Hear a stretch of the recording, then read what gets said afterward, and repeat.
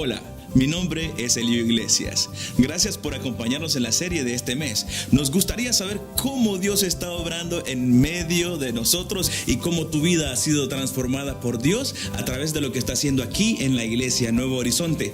Comparte tu historia con nosotros en mihistoria@nhwoodstock.tv. Gracias y que disfrutes el siguiente mensaje. Comentarios de las clases del curso que se está dando en las casas, en los grupos de conexión. Dicen que el que hicimos el viernes y que prediqué la semana pasada de Administrando el Tiempo nos pegó, dicen, nos pegó con, ¿cómo dijeron? Con tubo. Y qué bueno, gloria a Dios. Si usted no vio o si usted no estuvo en algún grupo de conexión, le recomiendo no se pierda esta serie, La Vida que Cuenta, porque si usted quiere que su vida cuente, si tú quieres que tu vida tenga valor, si tú quieres saber que tu vida tiene propósito, valor, que está contando no solamente aquí en la tierra, sino para la eternidad, recuerda, tienes que administrar 3 recursos que Dios te ha dado. ¿Cuáles son esos recursos? El tiempo, el dinero y los talentos.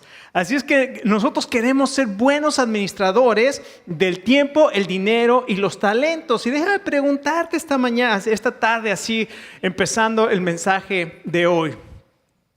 ¿Alguna vez tú te habías preguntado qué piensa Dios de la manera en que estás manejando tus finanzas?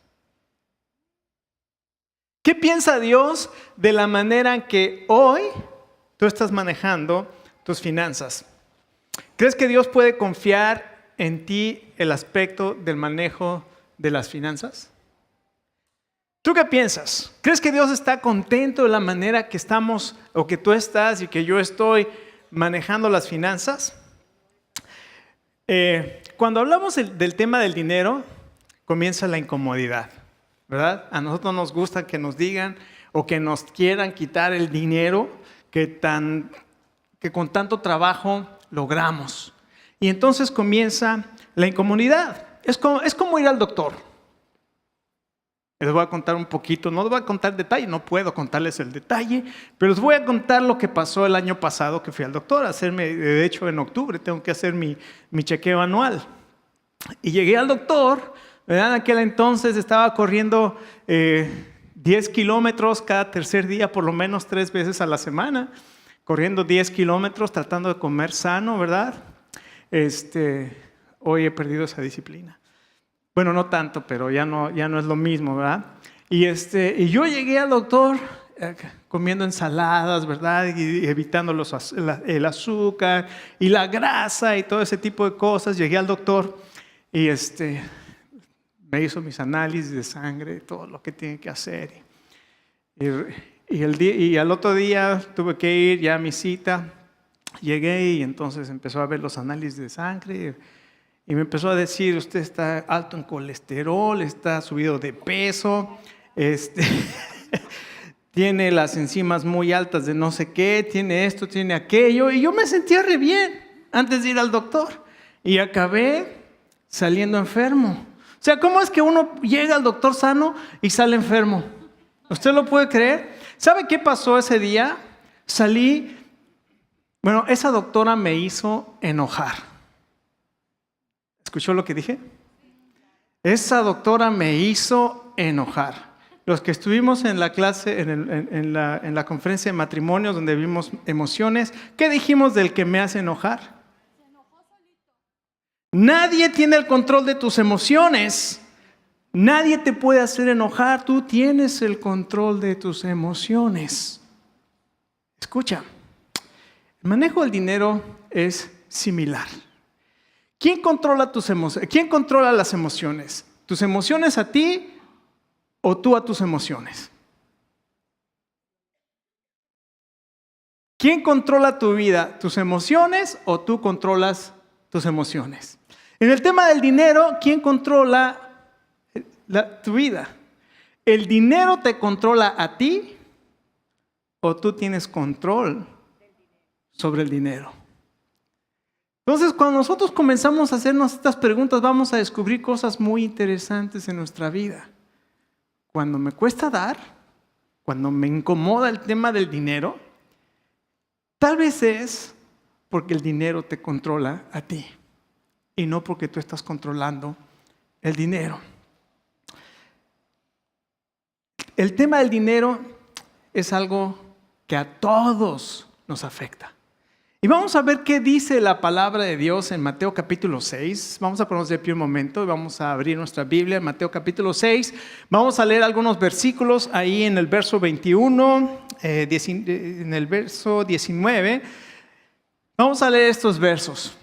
Ahora sí, prepárese, como quien dice, póngase su casco. ¿No? Yo ya estoy descalabrado, así es que dice la palabra de Dios así. Lo voy a leer en la Nueva Versión Internacional para hacerlo un poquito más, para relatarlo un poquito más en el lenguaje actual. Dice: no acumulen para sí tesoros en la tierra, donde la polilla y el óxido destruyen y donde los ladrones se meten a robar. Más bien, acumulen para sí tesoros en el cielo, donde ni la polilla ni el óxido carcomen, ni los ladrones se meten a robar. Porque donde esté tu tesoro, allí estará también tu corazón. El ojo es la lámpara del cuerpo. Por tanto, si tu visión es clara, todo tu ser disfrutará de luz. Pero si tu visión está nublada, todo tu ser estará en oscuridad. Si la luz que hay en ti es oscuridad, qué densa será esa oscuridad. Nadie puede servir a dos señores, pues menospreciará a uno y amará al otro, o querrá mucho a uno y despreciará al otro. No se puede servir a la vez a Dios y a las riquezas. Vamos a orar. Señor, queremos darte muchas gracias por tu palabra. Señor, tú nos creaste, tú conoces nuestras emociones, tú conoces nuestro corazón, tú conoces nuestras intenciones, tú conoces nuestras necesidades, tú conoces todo lo que está pasando en cada uno de nosotros, Señor. Pero queremos darte gracias porque tu palabra es viva y eficaz. Y Señor, porque esta tarde tú nos quieres hablar a cada uno. Señor, te damos permiso y abrimos nuestros oídos y te pedimos que abras nuestro entendimiento para recibir tu consejo en el nombre de tu Hijo Jesús. Amén. Ok, el Señor Jesús entonces habla aquí acerca del dinero y las riquezas.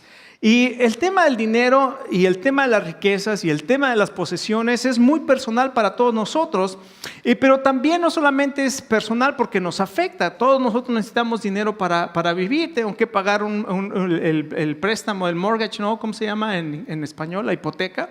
Tengo que pagar la hipoteca de mi casa, tengo que pagar la mensualidad del carro, tengo que tener dinero para comprar los víveres, ¿verdad? Para poder vivir, tengo que pagar luz, tengo que pagar el servicio de la basura, tengo que pagar el agua, tengo que pagar todas estas cosas y se pagan con dinero. Entonces el dinero lo necesito, ¿ok? Y entonces me afecta personalmente. Pero también el dinero es un tema teológico. Y usted dice, ¿cómo? Sí, la Biblia habla muchísimo del dinero, pero desgraciadamente podemos tener dos extremos. Un extremo que fue muy popular hace algunos años, algunos siglos atrás, y un extremo que está siendo muy popular en nuestros días acerca del dinero. Por un lado tenemos lo que se llama la teología de la pobreza, donde dice que tienes que despreciarlo todo, todas las riquezas y todo eso lo tienes que despreciar, y te dicen Jesús era pobre, y te dicen Jesús no tenía donde dormir, y Jesús inclusive nació en un pesebre, y entonces te dicen que todo, y la Biblia dice que el amor al dinero es el principio de todos los males, tienes que renunciar a la riqueza. Y entonces crearon los monasterios y los monjes, los ascéticos, ¿verdad? Ascético quiere decir que se abstenían de todo, de comer, de la riqueza, renunciaban a todo por amor a Dios.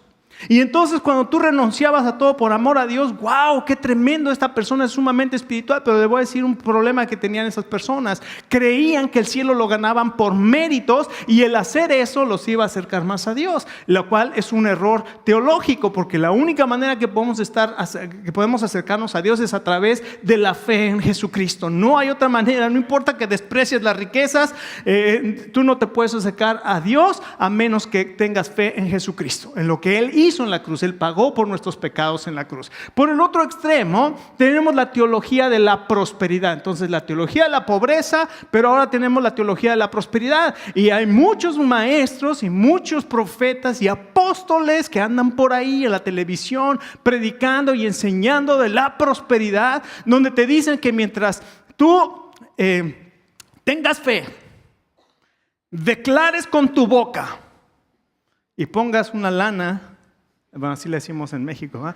Y traigas tu ofrenda, Dios te va a hacer rico porque tú eres un hijo de Dios. Y entonces como Dios es rey, tú eres un príncipe, y tú como príncipe tienes que vivir en prosperidad. Si tú estás trayendo un coche que es una carcacha, estás en pecado. Y entonces te avientan la culpa. Tú tienes que vivir. Déjeme decirle, la Biblia dice, el mismo versículo que usaron aquellos, ¿verdad?, para la pobreza, dice la palabra de Dios, el que no enseña estas cosas, nada sabe. El que no se conforma, el que no se contenta con lo que Dios tiene, dice la palabra de Dios, que nada sabe. Y lo que está sucediendo es que las riquezas te están enloqueciendo. Y las riquezas te crean un lazo, y te caes en tentación y lazo y en codicias necias que van a destruirte. Porque el amor, el principio de todos los males, dice la palabra de Dios, 1 Timoteo capítulo 6, es el amor al dinero.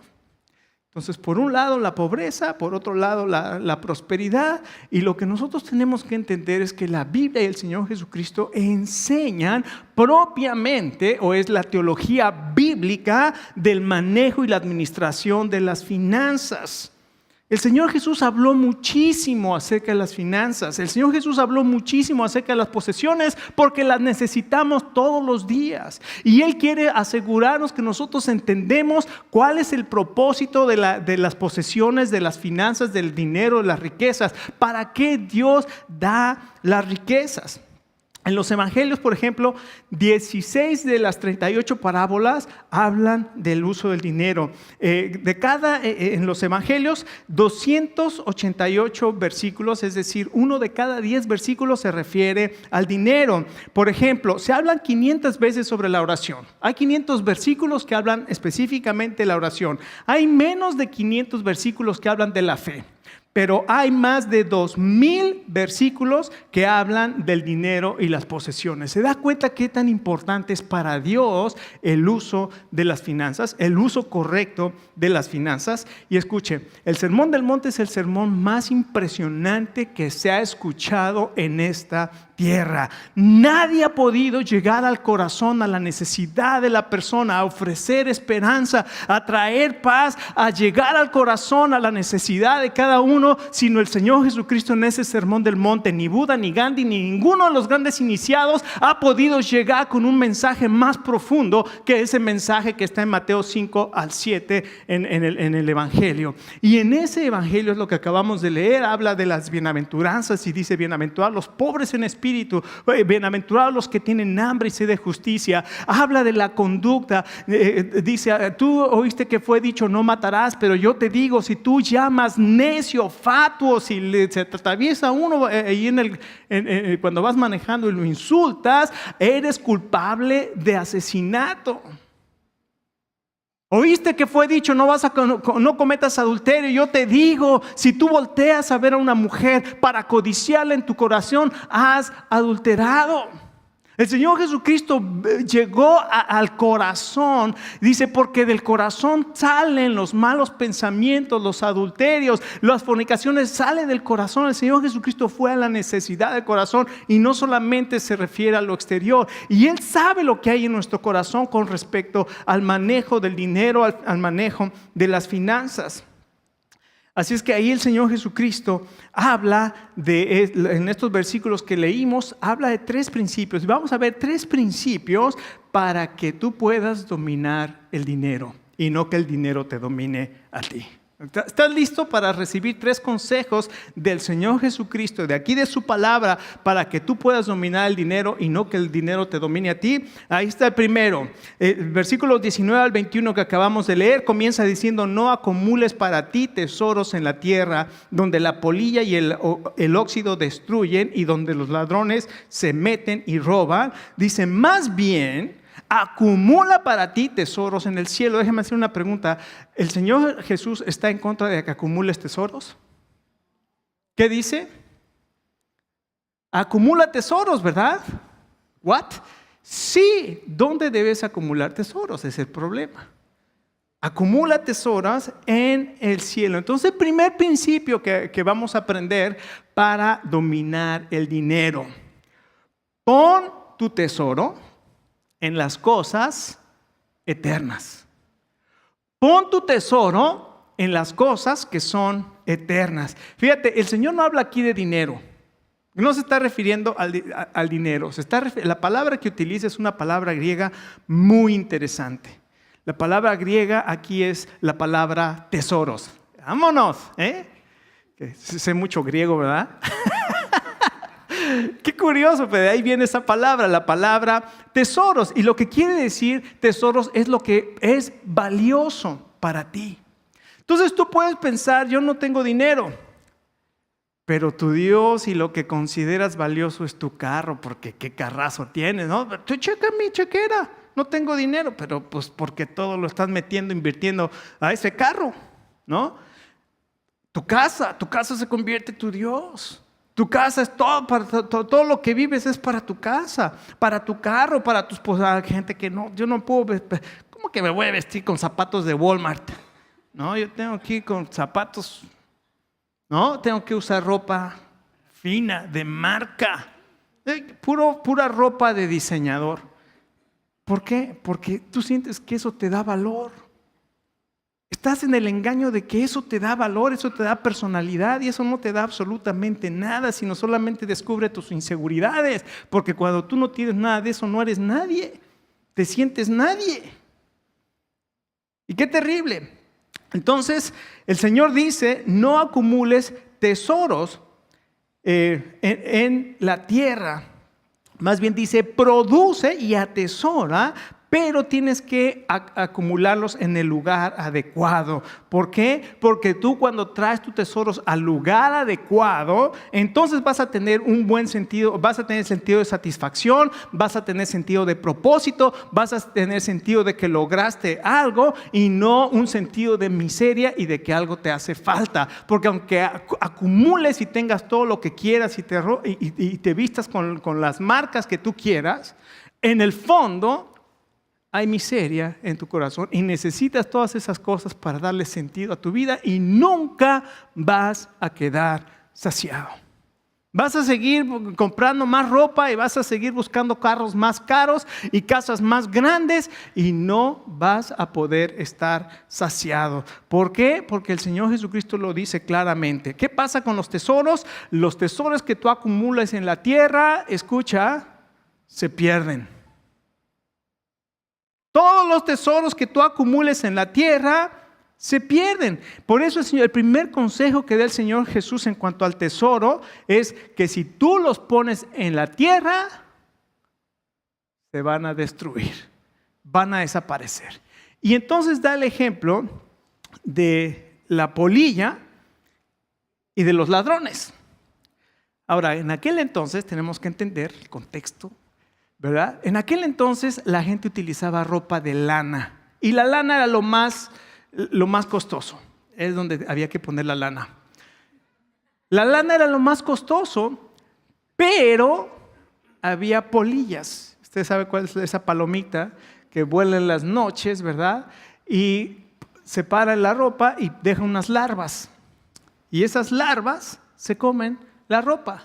El Señor Jesucristo dijo: no importa que tú te vistas de seda, mona te vas a quedar. Mona se queda, así dice el dicho, ¿no? Aunque la mona se vista de seda, mona se queda. ¿Por qué? Porque la larva finalmente se va a comer tu vestido, y todo lo que invertiste en ese vestido tan bonito y tu ropa de lana acabó terminada por las polillas. En aquel entonces no había bancos donde mis inversiones están, ¿verdad? En Merrill Lynch, están acá en Citibank, ¿verdad? Y tengo que mis inversiones, mi portfolio y quién sabe tanta cosa, ¿verdad? Que ahora hay. Y ahí ahí no había eso. La gente cuando tenía tesoros, cuando tenía algo valioso, ¿sabe qué hacía? Lo enterraba los tesoros en algún lugar, o en sus casas hacía hoyos, los ponía y luego los tapaba. Y dice el Señor Jesucristo, aquí en la tierra los ladrones van a entrar, van a abrir hoyos en tu casa y van a sacar lo que tienes, van a ir y van a excavar donde dejaste tu tesoro y te lo van a sacar. Todo lo que tú acumules en esta tierra se va a destruir. Así es que todo lo que esté aquí va a desaparecer. No va a tener valor eterno. Ahora usted me pregunta, bueno, entonces Dios no quiere que sea rico. Espérese, ahí tampoco la Biblia dice que usted no sea rico ni que tenga riqueza. Lo que está diciendo es que usted debe de poner su confianza no en la riqueza, sino debe poner su confianza en Dios. Y esa riqueza, escucha, esa riqueza que Dios te da, porque entonces dice, bueno, entonces ¿a qué viene este país, no? Digo, porque venimos acá, porque aquí hay provisión, estamos buscando un mejor futuro para nuestras familias. Entonces me va a decir que entonces ya no tengo que no estoy diciendo eso. Que no pongas tus confianzas en las riquezas, pon tu confianza en el Señor. ¿Ok? Ahora el Señor también dice que si tú pones tus tesoros en el cielo, entonces esos tesoros es donde debes acumular tu tesoro. Tu tesoro debe estar acumulado en el cielo. Ahora, ¿por qué? Porque ahí va a permanecer y ahí es para la eternidad.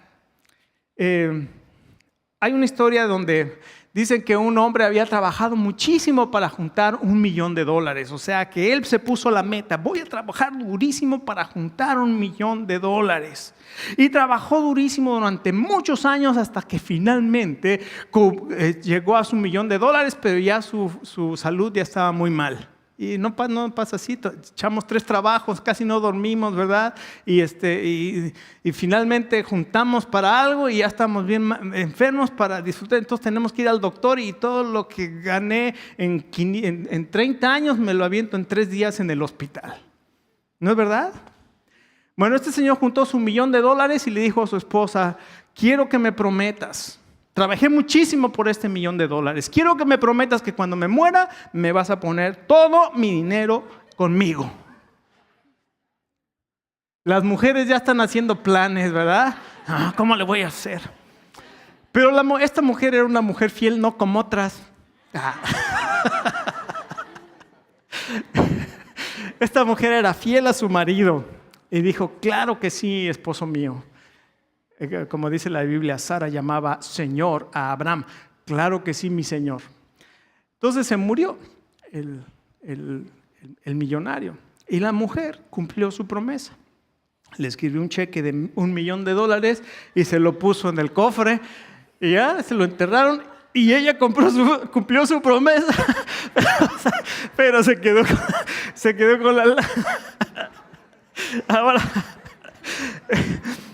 No quieras ser tú como esa viuda que voy a escribir un cheque y lo voy a poner en un globo y lo voy a mandar al cielo. Voy a acumular tesoros en el cielo. ¿Cómo podemos nosotros acumular tesoros en el cielo? Ahí va, práctico, la manera práctica. ¿Cómo puedo hacer esto? Ok, primero, tiempo. Pasa tiempo con Dios. Invierte tiempo a estar en la presencia de Dios. Es lo mejor que puedes hacer. Es lo más importante en tu vida, tener un tiempo con Dios. En lectura, en meditación de la palabra, memorización de versículos. Pasa tiempo con tu familia. Es lo más importante después de estar con Dios, pasar tiempo con tu esposa, pasar tiempo con tus hijos. Dedica tiempo para lo importante. Segundo lugar, en cuanto al dinero, haz un presupuesto. ¿Tienes un presupuesto? ¿Cuántos de nosotros tenemos un presupuesto cada mes donde sé cuántos son mis ingresos, qué es lo que gasto y cuánto me queda o cuánto me falta? Escucha, la manera en que tú puedes ser un buen administrador del dinero es la siguiente. Toma una hoja y di, estos son mis ingresos. Y todo lo que tú trabajas, pon un estimado. Tal vez trabajas por horas y a lo mejor no tienes todo el trabajo, todos los trabajos, todas las horas que tú quieres, pero sabes más o menos un estimado de cuántas horas trabajas y cuánto recibes. Entonces, por mi trabajo esto, por trabajos extra esto, por esto, y más o menos tú tienes un estimado. Ahora, lo primero que yo te aconsejo y que yo mismo lo hago es, la segunda línea, después de mis ingresos, pongo ofrenda a la iglesia, o ofrenda al Señor. Entonces, lo primero, antes que lo mío, está la ofrenda al Señor. Y pongo ofrenda y luego pongo misiones. Entonces, yo ya sé cuánto voy a dar de ofrenda y cuánto voy a dar de misiones.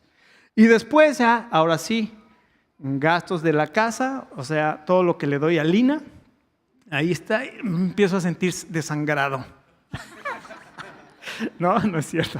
Y después la hipoteca, y después la luz, y después el teléfono, y después todos los demás gastos. Ya los puse ahí, ya sé antes de que llegue el pago cuánto me queda, o cuánto no me queda, o cuánto me va a faltar. Pero lo primero es poner la ofrenda al Señor. Cada uno conforme haya prosperado, dice la palabra de Dios. Ofrende, dé al Señor. Ahora, déjame decirte una cosa. Dios es fiel. Y muchos aquí podemos dar testimonio de que nos ha alcanzado mejor ofrendando al Señor que cuando lo queremos quedar todo para nosotros. Podemos dar testimonio de eso. La otra, talento. Ofrece tus talentos a Dios. Dedica tus talentos a Dios. Ofrece poder servir en algún lugar, sirve en tu comunidad, sirve en la iglesia, porque todas esas cosas Dios las ve. Y todas esas cosas están siendo acumuladas en el cielo. Y dice algo tremendo aquí en el verso 21, porque donde está tu tesoro, ahí estará tu corazón. Escucha, tu corazón siempre va a seguir a tu tesoro. Cuando tú pones tu tesoro en el cielo, tu corazón va a seguir a tu tesoro. Dicen que una vez llegó un ladrón y le dijo a una persona que estaba ahí, llegó y sacó la pistola, pues un ladrón, ¿no? El dinero o la vida. Y el otro aquí con él. Se quedó callado un rato, nada más así la cara. Y el ladrón ahí apuntándole y no contestaba. ¿El dinero o la vida? Espérese, estoy pensando. No me presiones. Escucha, el Señor no quiere que pongamos nuestra confianza en el dinero. El dinero se acaba, el dinero se pierde. Pero cuando tú pones tu confianza en el Señor y cuando tú aprendes a atesorar para los cielos, ahí es donde vas a aprender que estás dominando el dinero. En segundo lugar, dice aquí, la lámpara del cuerpo es el ojo, así es que si tu ojo está en luz, todo tu cuerpo estará en luz. Aquí nos habla de perspectiva, aquí nos habla de visión, aquí nos habla, esa visión es cuál es tu mente, cuál es tu mentalidad en cuanto al dinero. Entonces, el segundo principio es guía tu mente al reino de la luz. Y aquí nos hace una comparación. Si tu ojo está en luz, todo tu cuerpo estará en luz. Pero si tu ojo está en tinieblas, qué grandes son las tinieblas en las que estás. Dice que un día un señor, un papá, ¿verdad?, enseñándole a su hijo acerca de la ofrenda y de ser generoso, le dio $10. Ok, $5 para ti, para tu helado después de la iglesia, o tu ice cream, o tu mantecadito, como les dicen los puertorriqueños, y $5 para la ofrenda. Y el niño traía su dinerito aquí, ¿verdad? $10. Y entonces un día salió y dice, ay, ¿dónde está mi dinero? Lo saca, ¡pum!, se le cae y $5 se le caen ahí en la alcantarilla, ¿no? En el caño, en el drenaje. Y entonces se queda viendo ahí, y agarra sus $5 y los otros 5, voltea y le dice, Dios, ahí van tus $5.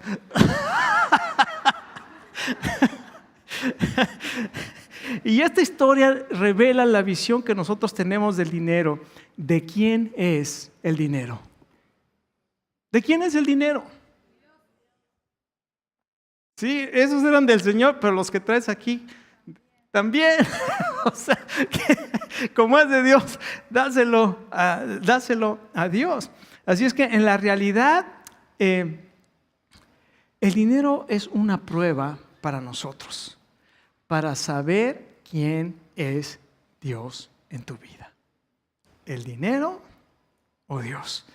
Y la visión de luz, cuando tú tienes la visión de luz, quiere decir, fíjense lo que ha hecho el Señor Jesucristo. El libro de Colosenses dice que el Señor nos ha sacado del reino de las tinieblas y nos ha trasladado al reino de la luz.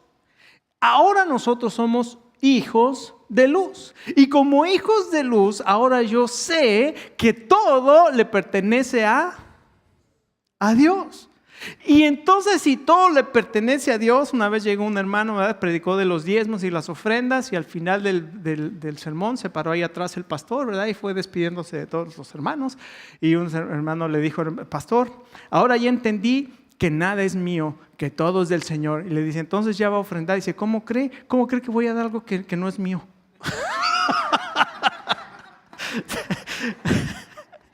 Sí, tenía problemas con el dinero.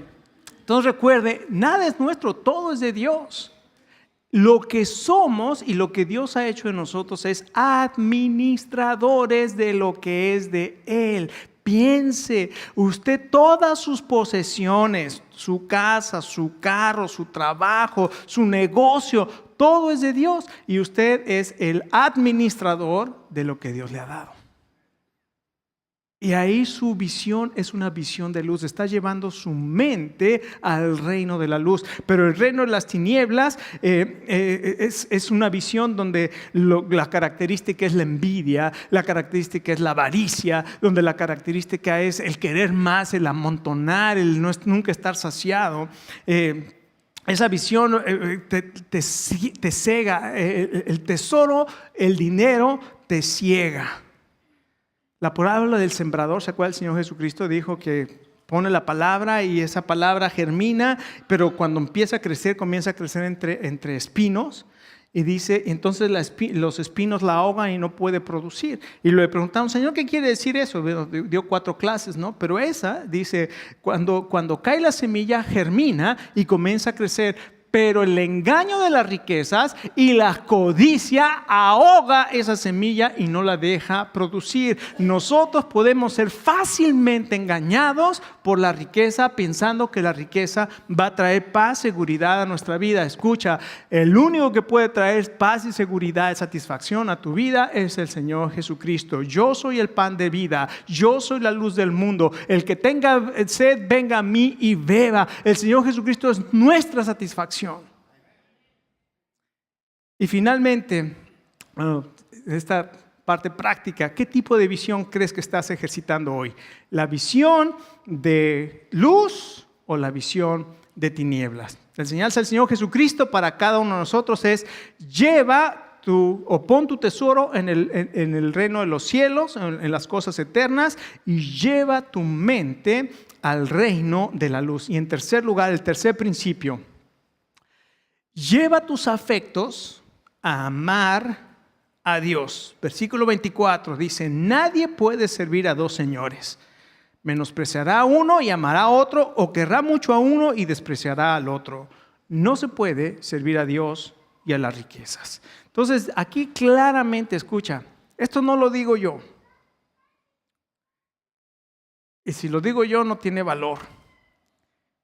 Esto lo dice el Señor. Este es el consejo de Dios. Este es el consejo del Señor Jesucristo en el Sermón del Monte. Él dice: no puedes servir a 2 amos. O amas a uno y desprecias al otro. No puedes servir a Dios y a las riquezas. ¿Qué pasa? Tú te puedes hacer esclavo del dinero. Tú puedes ser esclavo del dinero. Escucha, si Jesucristo no es el Señor de tu vida, quedas fácilmente esclavizado al dinero. ¿Y cómo se transforma eso? ¿Cómo se ve cuando estás esclavizado al dinero? Escucha, la avaricia, la codicia, la envidia. Todo eso toma tus afectos y quedas preso en ello. Quedas esclavizado. Y hay gente que está esclavizada, ¿sabe de qué? De sus deudas. ¿Y por qué está esclavizado con deudas? Porque quiere tener más de lo que puede comprar con lo que tiene. Entonces, pues, un tarjetazo, pues ahí va el tarjetazo. Y ahí va otro tarjetazo. Y ahí va otro tarjetazo. Y el promedio de deudas de las familias en Estados Unidos, en tarjeta de crédito, es altísimo. Creo que son más de $10,000 por familia que está endeudada. ¿Todo por qué? Por presumir un carro que no es tuyo, por tener una casa muy bonito para presumirle a la gente, pero esa casa no es tuya porque se la debes al banco, para tener ropa, ¿verdad?, que puedes presumir que ni siquiera es tuya porque la debes, porque queremos presumir a gente que ni conocemos de cosas que ni son nuestras. Y qué terrible. ¿Por qué? Porque quiere decir que estás preso del dinero. Estás esclavo al dinero. La otra, la esclavitud, escucha. Tú puedes ser esclavo del dinero o puedes ser siervo de Dios. Y dices, bueno, ¿cuál es la diferencia? En la esclavitud tú no tienes ninguna voluntad. Estás esclavo. Estás esclavizado, estás preso. Cuando eres siervo, tú decides hacerte siervo de Dios. Lo haces por voluntad, lo haces por amor, lo haces de corazón, lo haces porque tú quieres hacer esto. Ahora, escucha, hay una historia en la Biblia que refleja claramente cuando una persona es esclava del dinero y cuando Dios la libera para ser siervo de Dios. Y es la historia de Zaqueo. Zaqueo era un chaparrito así que vivía en Jericó. ¿Se acuerda? Y cuando el Señor le vio ahí, a un sicómoro subió, y cuando el Señor le vio ahí, le dijo así: Zaqueo, bájate de ahí porque a tu casa voy a ir. Y el Señor Jesucristo fue a casa de Zaqueo. Zaqueo era un cobrador de impuestos que se había enriquecido cobrándole más impuestos a todo mundo y había robado como nunca. Claro, oficialmente porque era cobrador de impuestos. Y eran despreciados por la gente, era lo peor de lo peor en Israel. Y cuando Jesús le dice: voy a ir a tu casa, todo el mundo, nombre, los fariseos, los religiosos, ¿cómo es posible? El Señor Jesús se fue a meter a casa de ese fariseo. ¿Cómo? Y mira nada más quiénes están ahí, todos sus amigotes que son otros fariseos, y mira nomás, mira lo que están comiendo y tomando, bola de borrachos, y el Señor Jesús ahí metido. Y efectivamente, el Señor Jesús estaba ahí metido, y el Señor Jesús sabía: los sanos no tienen necesidad de médico, sino los enfermos. Yo he venido a buscar y a salvar los pecadores. Y ahí estaba el Señor Jesús salvando a los pecadores. Y ahí estaba Jesús comiendo con Zaqueo. Y en esa comida, en esa interacción, en esa relación, en ese encuentro personal que Jesús tuvo con Zaqueo, de pronto Zaqueo se levanta y dice: Señor, si ya en algo he defraudado a alguien, se lo voy a dar 4 veces más. Y a todos los que y además voy a dar mi dinero a los pobres.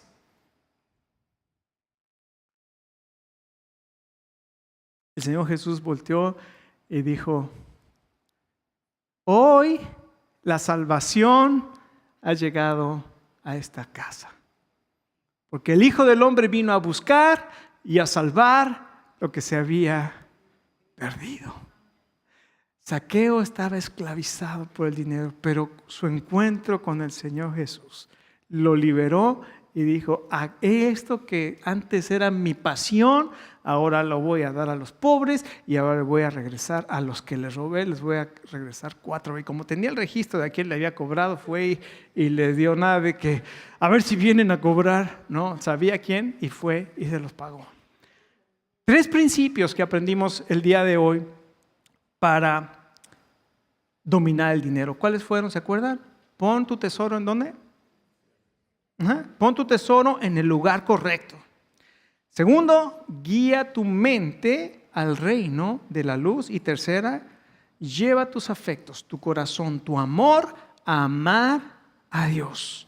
Lleva tus afectos, tu corazón a amar a Dios. Yo me pregunto si esta tarde tú te sientes esclavo del dinero, o si esta tarde tú sabes que estás dominando el dinero. Este es el momento de cada uno de nosotros. Vayamos al Señor y digamos: Señor, todo es tuyo. Y Señor, quiero recibir tu sabiduría. Quiero entender tu propósito en mi vida. Y Señor, ¿cuántos están deseosos o convictos o están convencidos de entregar el 10% a Dios? ¿Cuántos están convictos o convencidos de entregarle el 100% a Dios? Todo es